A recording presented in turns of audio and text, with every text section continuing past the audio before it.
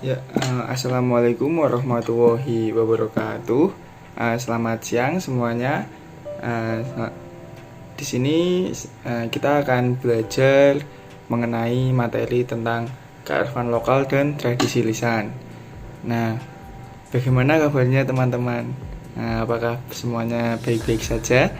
Nah, ini di hari yang bahagia ini kita akan belajar mengenai kearifan lokal dan tradisi lisan. Nah, sebelum memulai pembelajaran, saya ada sedikit quotes yaitu dari Ki Hajar Dewantara yang berbunyi setiap orang menjadi guru, setiap rumah menjadi sekolah.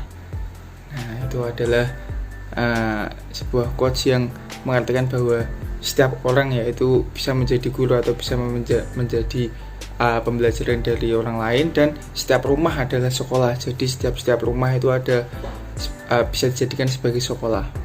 Nah, kemudian ada yang kedua ada quotes dari Mais Junardi yang berbunyi, budaya tidak pernah berakhir, selalu ada yang baru, selalu ada yang bentuk kesenian yang baru, gerak tali, lagu maupun lukisan. Budaya adalah kisah tanpa akhir. Nah, dari quotes dari Mais Junardi ini kita bisa petik yaitu budaya itu tidak pernah berakhir dan budaya akan selalu berlangsung. Nah, selanjutnya untuk penyampaian materi pada hari ini ada 6 bahasan materi, yaitu yang pertama tentang definisi kearifan lokal, yang kedua definisi tradisi lisan, yang ketiga ciri kearifan lokal, yang keempat ciri tradisi lisan, yang kelima potensi kearifan lokal, dan yang keenam adalah contoh dari tradisi lisan.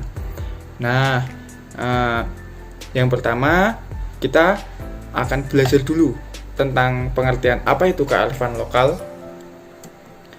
Nah, di sini dijelaskan kearifan lokal berasal dari kata arif yang memiliki dua arti, yaitu yang berarti mengetahui dan cerdik atau pandai dan bijaksana.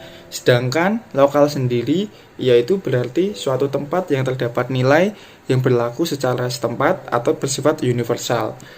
Nah, selanjutnya pengertian yang kedua, kearifan lokal dalam arti luas tidak hanya berupa norma-norma dan nilai-nilai budaya, melainkan segala unsur gagasan termasuk unsur teknologi.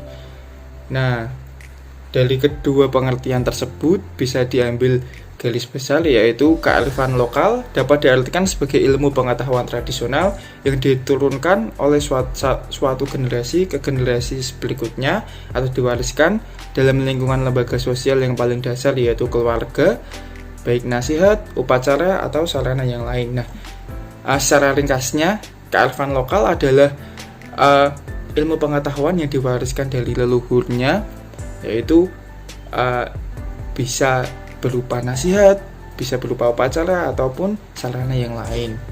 Nah, selanjutnya kita akan membahas mengenai ciri-ciri kearifan lokal. Yang pertama, yaitu disampaikan secara turun-temurun. Apa itu yang dimaksud dari turun-temurun? Turun-temurun di sini yaitu kearifan lokal yaitu dari generasi ke generasi. Jadi disampaikan secara turun-temurun, yaitu bisa disampaikan secara baik dari orang tua ke anak maupun dari kakek ke anaknya. Nah, yang kedua yaitu tercipta melalui proses tradisional menghadapi sesuatu dalam masyarakat lokal.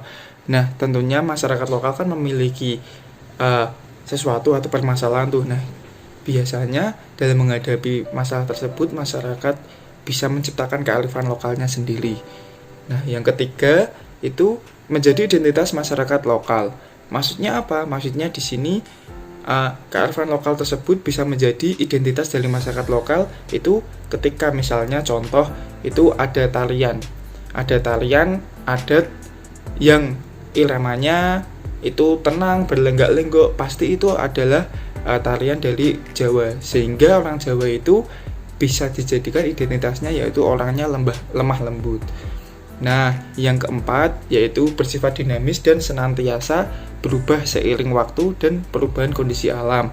Nah, kearifan lokal ini sifatnya itu tidak statis, melainkan dinamis. Jadi, ketika kearifan lokal tersebut menghadapi sesuatu, yaitu kearifan lokal itu tidak bisa terus seperti itu terus, tapi itu bisa menyesuaikan dari masanya, seperti itu.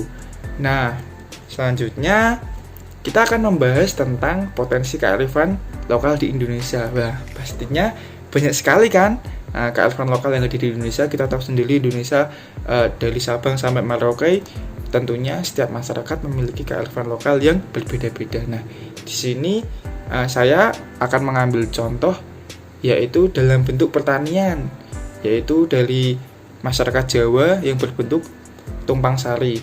Nah, tumpang sari merupakan praktik penanaman beberapa jenis tanaman yang berbeda dalam satu areal atau petak tanah secara bersamaan. Nah, tujuannya yaitu melindungi tanah dari sinar matahari langsung dan mengurangi kerentanan tanah dari hama dan serangga perusak. Nah, seperti gambar tersebut, itu adalah ada pohon padi dan ada tumbuhan yang lainnya. Nah, di situ petani memiliki kearifan lokal, yaitu apa? Yaitu dari bidang pertanian, ketika lahan padi di tanaman padi pastinya kan sebelahnya itu kan kosong. Nah, jadi petaninya itu menanami tanaman sehingga bisa menghasilkan dua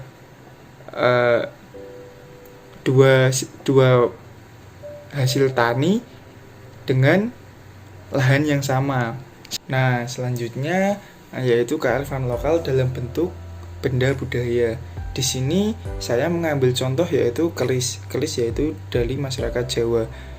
Keris sendiri memiliki pengertian yaitu keris merupakan senjata tradisional yang terletak di Jawa, luar Jawa, bahkan luar negeri. Nah, senjata ini dulunya digunakan untuk berburu dan melindungi diri dari musuh. Dalam masyarakat Jawa Tengah, senjata ini juga digunakan sebagai senjata magis yang biasanya diisi roh yang digunakan sebagai pegangan. Nah, di sini masyarakat Jawa seringkali menggunakan keris sebagai selain jadi senjata yaitu sebagai hiasan. Selain senjata, hiasan yang ketiga yaitu sebagai seperti pegangan yang itu kerisnya itu biasanya diisi oleh makhluk gaib. Nah, untuk selanjutnya kita ada kearifan lokal dalam bentuk mitos, yaitu di sini saya mengambil contoh pohon beringin yang ada di Bali. Nah, seringkali kan teman-teman ketika berkunjung ke Bali pasti melihat tumbuhan-tumbuhan yang dikasih sarung yang berbentuk kotak-kotak hitam putih. Nah, itu apa sih simbolnya? Nah, di sana pohon beringin itu merupakan salah satu bentuk penghormatan umat Hindu di Bali kepada kekuatan alam yang tercermin pada perilaku kepercayaannya. Dengan menjaga alam berarti mereka menyelaraskan kehidupan demi mencapai suatu keharmonisan. Hal tersebut juga sesuai dengan filosofi Trihita Karana yang dipegang teguh oleh umat Hindu. Nah, itu ketika ada pohon itu dikasih sarung, itu maknanya yaitu pohon tersebut tidak boleh ditegur atau ditumbangkan karena umat Hindu sendiri itu mencintai yaitu kelestarian alam, sehingga ketika menjaga pohon beringin tentunya juga menjaga kelestarian alam. Nah, setelah tadi belajar mengenai kearifan lokal, sekarang kita beralih kepada tradisi lisan. Tradisi lisan yang bersinonim folklore lisan merupakan suatu adat lisan yang disampaikan secara turun-temurun yang dijalankan oleh suatu kelompok masyarakat tertentu untuk menyampaikan suatu pesan dalam bentuk lisan kepada masyarakat generasi penerus. Nah, maksudnya di sini yaitu tradisi lisan itu biasa disampaikan kepada masyarakat secara turun-temurun yaitu melalui lisan atau perkataan. Nah, selanjutnya kita belajar mengenai ciri-ciri tradisi lisan. Di sini ada 4, yaitu yang pertama yaitu pewarisan atau penyebarannya dilakukan secara lisan. Nah, ketika penyebarannya itu dilakukan secara lisan, tentunya tradisi lisan ini sendiri sangat mudah diterima oleh masyarakat, karena biasanya yang menyebarkan yaitu adalah orang-orang terdekat kita. Nah, untuk yang kedua yaitu memiliki kegunaan atau fungsi bagi kehidupan kolektif masyarakatnya. Nah, fungsinya di sini tradisi lisan itu biasanya tradisi lisan itu hanya lingkupnya itu di masyarakatnya atau masyarakat setempat. Nah, ini bisa menjadi suatu fungsi untuk kehidupan kolektif masyarakatnya, seperti mengatur norma adat atau norma yang lainnya. Nah, yang ketiga yaitu memiliki logika tersendiri menurut masyarakat setempat. Nah, ini berkesinambungan dari ciri yang kedua, yaitu kadangkala ada tradisi lisan yang hanya berlaku di masyarakat itu saja, sehingga yang mengetahui itu hanya masyarakat itu saja, dan ketika keluar dari masyarakat tersebut pasti orang luar dari masyarakat tersebut tidak tahu tradisi lisan yang ada di masyarakat tersebut. Nah, yang keempat merupakan milik bersama suatu masyarakat. Nah, kepemilikan tradisi lisan ini tidak hanya dimiliki oleh satu kelompok atau dua kelompok, yaitu kepemilikannya itu seluruh masyarakat yang mengetahui tradisi tersebut atau yang tinggal di masyarakat yang menganut tradisi tersebut. Nah, untuk contoh tradisi lisan itu ada puisi rakyat yang disebut tembang mocopat yang ada di Jawa Tengah. Nah, tembang mocopat ini sendiri berjumlah 11. Nah, dengan jumlahnya 11 itu memiliki watak yang berbeda-beda. Fungsinya itu bisa untuk menasehati, untuk lagu pengiring wayang, dan sebagai lelucon Jawa. Nah, dalam tembang mocopat ini sendiri itu biasanya digunakan untuk masyarakat Jawa, khususnya Jawa Tengah, untuk pembelajaran bagi anak-anaknya. Nah, selanjutnya cerita rakyat, yaitu mitos, legenda, dan fabel. Nah, pastinya teman-teman banyak yang mengetahui tentang mitos, legenda, dan fabel kan. Nah, kita akan mengulik sedikit, ya kan. Nah, untuk mitos sendiri, itu mitos merupakan cerita rakyat yang berasal dari masa lalu yang terjadi secara luar biasa dengan pemerannya berupa hal gaib. Nah, contoh mitos yang ada di masyarakat yaitu mitos terjadinya Candi Prambanan. Di situ kan terdapat peran makhluk gaib di dalamnya, dan keaslian cerita tersebut masih diragukan. Nah, selanjutnya ada legenda. Legenda merupakan cerita prosa rakyat yang dianggap benar-benar terjadi oleh yang mempunyai cerita tersebut. Biasanya legenda kerap dijadikan sebagai sejarah kolektif. Nah, selanjutnya contoh legenda yaitu legenda Rawa Pening yang ada di Ambarawa. Nah, itu adalah satu legenda dari Ambarawa yang bisa dijadikan sejarah kolektif, dan masyarakat Ambarawa itu meyakini mengenai hal tersebut. Selanjutnya ada fabel. Fabel merupakan bentuk sastra lama yang menceritakan tentang suatu kejadian luar biasa yang penuh dengan khayalan atau fiksi dan dianggap tidak benar-benar terjadi. Fungsinya adalah untuk menyampaikan pesan moral atau mendidik dan menghibur, biasanya peraga bersifat hewan. Nah, fabel ini sendiri bisa disebut seperti dongeng. Nah, contohnya itu seperti Kancil Nyolong Timun. Nah, di situ kan ada pesan-pesan moralnya bahwa tidak boleh mencuri dan yang lainnya.